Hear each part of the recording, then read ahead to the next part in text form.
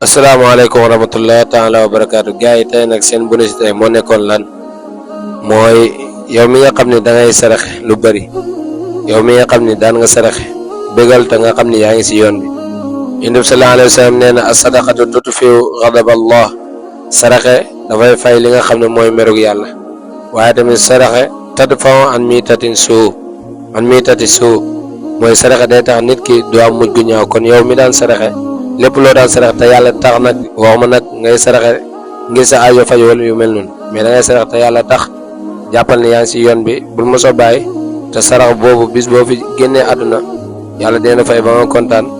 te bo amu sans say tiyaaba day gën di kon ni li moo nekkoon suñ boni si tay bi. Aja gaay ñi dem ci vidéo bi. Gaay tey nak ñu noro leen nettali histoire bu yéeme sax, histoire bo xamni bu am njëriñ lool yow mi nga xamni nak yow yaay sama borom jeune. Déglu lii seetaan vidéo ba mu yegg tey di nga am solution incha allah bu fekkee ni daan ngay yëg sa bopp. Benn bis yonent bi sallallahu alayhi wa sallam dafa toog ak saaba yi di leen xamal seen diine comme nam ko baaxoon daan ko defee, ndax moom yonent bi sallallahu alayhi wa sallam moo daan jàngal saaba yi seen diine semaine bu nekk rek bu amul sax da koy def benn yoon ngir bañ gaa yi yokkat. même nit boy jangal no nga wara def bo bañe gaay yokkat su len di lay bir ak di len conseil bul ko def toujours, sinon rek boba doto amati valeur ci ñoom. Ben bis na yene sansam dafa tok mom ak saaba mu di len di xamal sen diine ñi tok ba yag rek gis ben jeune dal di ñew ci bir mbolom jaar ci mbolom mi jéggi ñep dem ba ci yonent bi sallallahu alayhi wasallam. Bi nga xamé ne wax mané bi dugg ci na ñëw ba si yenn saa maa xam nga lu mu ko wax def na ko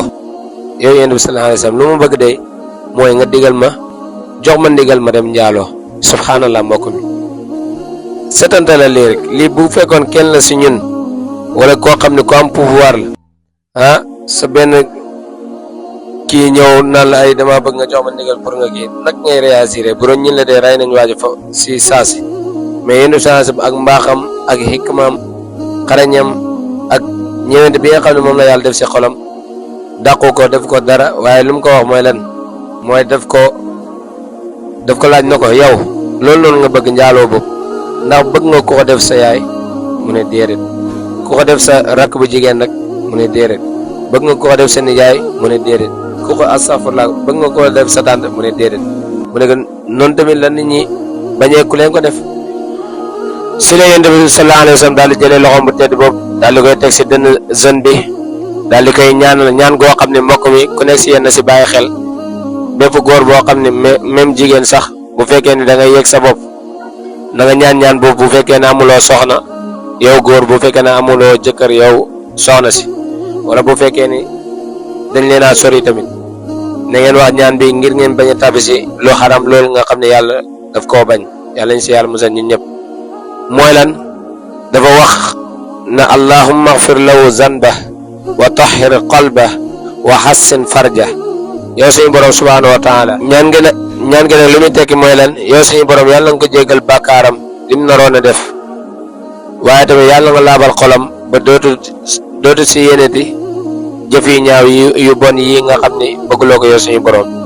waaye yow yàlla nga ko sàmmal payam ba bu mu ko dugal foo xam ne gërëmuloo ko. moo ko mi muy yow muy man képp koo xam ni